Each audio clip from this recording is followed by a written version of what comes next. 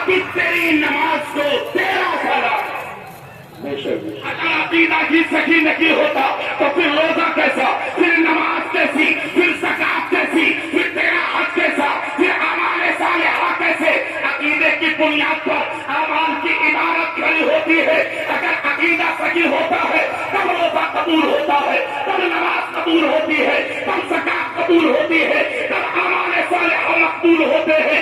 عقیدہ کی اگر بگڑ جائے تو کوئی عمل انسان کا رب کی بارگاہ میں قبول نہیں ہوتا۔ اعتراض کرتے ہو، انگلیاں اٹھاتے ہو، جب ساری زندگی لکھے تو پھر نماز کا پڑھی تو کیا پڑھے گا؟ نماز جو اعلیٰ حضرت کو کر چلے گئے۔ غور سے پورا مجمع سن لگا کے بولو، اور نماز وہی ہوتی ہے جس میں خشوع پایا جائے۔ جس نماز میں خشوع نہ ہو وہ نماز کیسی؟ اعلیٰ حضرت کے زمانے میں ایک زبردست عالم ربانی رہا کرتے تھے جن کا نام مولانا محمد حسین علیہ الرحمہ ہے، جو سرکار اعلیٰ حضرت عظیم البرکت مجدد دین و ملت کے اس زمانے میں خطبوں کو نقل کرتے تھے۔ مولانا محمد حسین علیہ الرحمہ فرماتے ہیں میں نے نمازیں بہت پڑھتے دیکھے مگر اعلیٰ حضرت کی نماز میں جو میں خشوع پیدا تھا وہ آج تک میں نے کسی کی نماز میں نہیں دیکھا۔ یا تو وہ خشوع میں نے اعلیٰ حضرت کے سجدوں میں پایا ہے یا پھر مفتی اعظم کے سجدوں میں پایا ہے۔ ماشاءاللہ ماشاءاللہ۔ اور پھر سجدے کیسے؟ مولانا محمد حسین خود فرماتے ہیں جو اعلیٰ حضرت کے سجدوں کو یعنی کہ خطبوں کو نقل کرتے تھے، فرماتے ہیں کہ میں نماز پڑھنے جب کھڑا ہوتا تو میری ایک رکعت پوری ہوتی، میری برابر والا 4 رکعت نماز پڑھ کر چلا جاتا، مگر یہ اعلیٰ حضرت کی نماز کا خشوع تھا، یہ ان کے سجدے تھے کہ ادھر اعلیٰ حضرت کی ایک رکعت پوری لگی ہوتی تھی کہ میری 3-4 رکعتیں پوری ہو جایا کرتی تھی۔ یہ اعلیٰ حضرت کی نماز پڑھنے کا طریقہ ہے۔ اور آگے سنیے اس طریقے کی نماز کیسا سکون، کیسا اطمینان۔ تم کہتے ہو نماز کب پڑھتے تھے؟ یعنی جبل پور کی سرزمین پر اعلیٰ حضرت کے ایک بہت بڑے جانے والے رہتے تھے، مفتی عبدالسلام علیہ الرحمہ، جن کے شہزادے کا نام مفتی برہان الحق علیہ الرحمہ ہے۔ برہان الحق وہ ہیں جو اعلیٰ حضرت کے شاگرد بھی ہیں، اعلیٰ حضرت کے خلیفہ بھی ہیں، اعلیٰ حضرت کے مرید بھی ہیں اور اعلیٰ حضرت کے روحانی بیٹے بھی ہیں۔ حضور مفتی برہان الحق علیہ الرحمہ ایک مرتبہ بریلی شریف آئے، جبل پور میں اعلیٰ حضرت کی دعوت تھی، لینے کے لیے بریلی آ گئے۔ صبح 5:30 بجے کی ٹرین پنجاب میل سے ٹکٹ تھا الہ آباد کے لیے، الہ آباد سے ٹرین پکڑ کے دوسری جبل پور جانا تھا۔ سارے لوگ وقت سے پہلے اسٹیشن پہنچ گئے، اعلیٰ حضرت کے جانے میں دیر ہوئی۔ لوگ نظر اٹھا کے دیکھ رہے ہیں ٹرین آنے والی ہے مگر اعلیٰ حضرت ابھی تک نہیں پہنچے۔ اعلیٰ حضرت ہے کہا، اس سے رسی میں آنے والے سنو، اس زمانے میں کاریں بھی نہیں تھی۔ اعلیٰ حضرت ٹانگے پر بیٹھ کر اسٹیشن پہنچے۔ جب اسٹیشن پہنچے ادھر ٹرین ہارن دے رہی ہے، ادھر اعلیٰ حضرت اسٹیشن پر پہنچ کر پلیٹ فارم پہ فرماتے ہیں ٹرین میں بعد میں بیٹھا جائے گا، پہلے اللہ کی عبادت کی جائے گی۔ اور پھر مولانا مسلح بچھا دو، مسلح نکالا گیا، بچھا دیا گیا، پلیٹ فارم پر نیت کر کے کھڑے ہو گئے۔ مفتی برہان الحق لکھتے ہیں میں دیکھتا رہا اعلیٰ حضرت نماز پڑھتے رہے، رکوع پر رکوع، سجدے پر سجدہ، قیام پر قیام، قاعدے پر قاعدہ، نماز ہو بھی رہی، یہاں تک کہ ٹرین نے دوسرا ہارن دے دیا جو چلنے کے لیے ہوتا ہے۔ اعلیٰ حضرت بریلی کے اسٹیشن پر نماز پڑھتے رہے، ہارن کو سن کر سرنا برابر پیروں پر لفظ کیا۔ سبحان اللہ سبحان اللہ۔ یہ خشوع تھا اعلیٰ حضرت کی نماز کا۔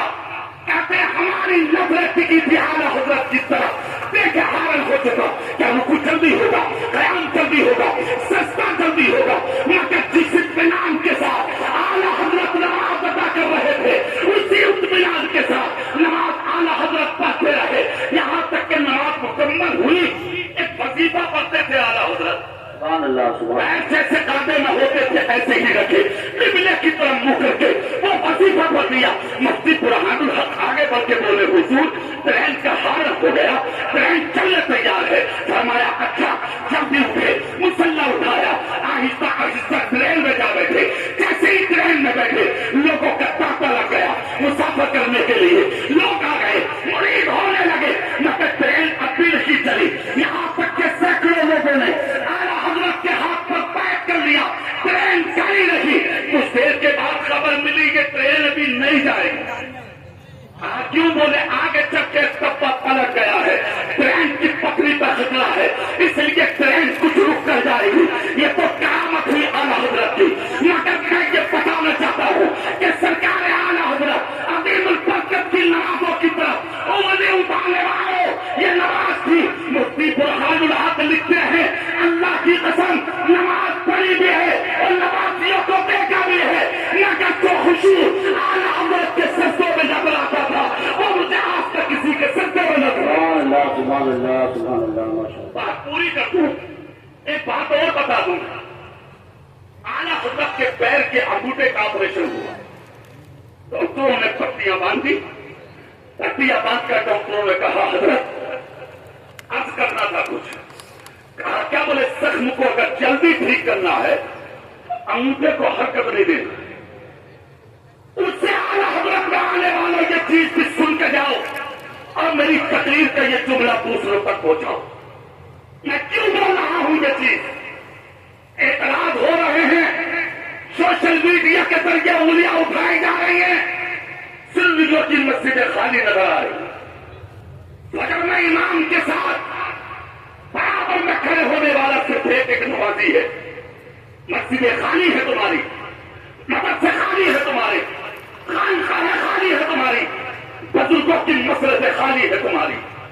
نمازیں کون پڑھے گا, مسجدوں کو آباد کون کرے گا؟ عرس بھی بنائیے, نعرے لگائیے, جلوس نکالیے, سب کچھ کریے, مگر جلوس مصطفیٰ نکالتے وقت جہاں مسجد کے مینار سے اذان کی آواز آ جائے وہیں پر نعت مصطفیٰ پڑھنا روک دو. پہلے مسلح پر کھڑے ہو کے خدا کی نماز پڑھو تاکہ دنیا سمجھ جائے کہ مسلمان صرف جھنڈا اٹھانے والا ہی نہیں ہے, اللہ کی عبادت کرنے والا بھی. سبحان اللہ سبحان اللہ ماشاء اللہ ماشاء اللہ. اعلیٰ حضرت کو حکیم نے کہا, طبیب نے ڈاکٹروں نے حرکت نہیں دینا ہے.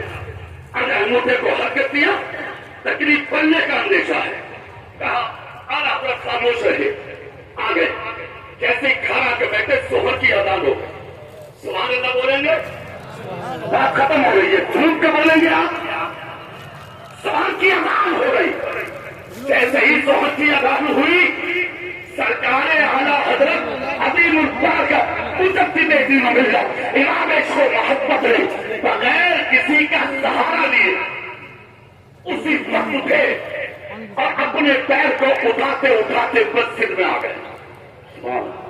زور سے نہیں بولو گے, پٹی بندی ہوئی ہے, مسجد میں آ گئے. جیسے ہی مسجد میں آئے خادم میں سامنے آئے, آ کر کہا حضور طبیب صاحب نے کہا تھا انگوٹھے کو حرکت نہیں دینا, آپ اتنی دور سے چل کر مسجد میں آ گئے, کیا تکلیف پڑنے کا خطرہ نہیں ہے آپ کو, تکلیف پڑنے کا اندیشہ نہیں ہے آپ کو؟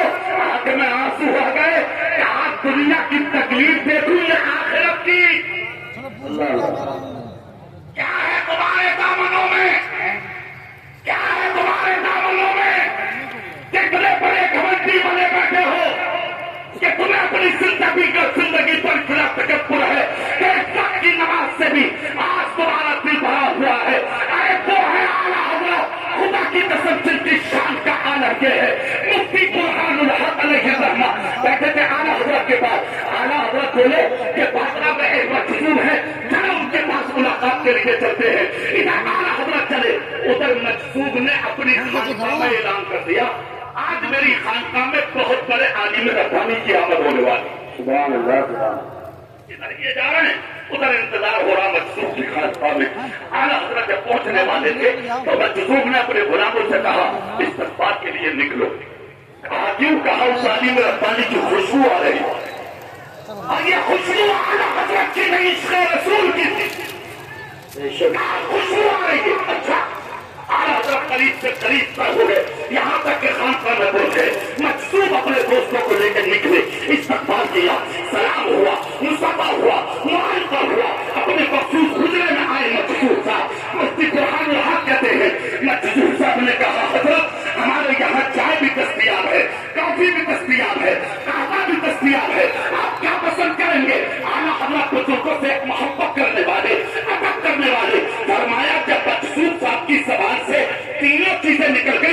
تینوں پسند ہے.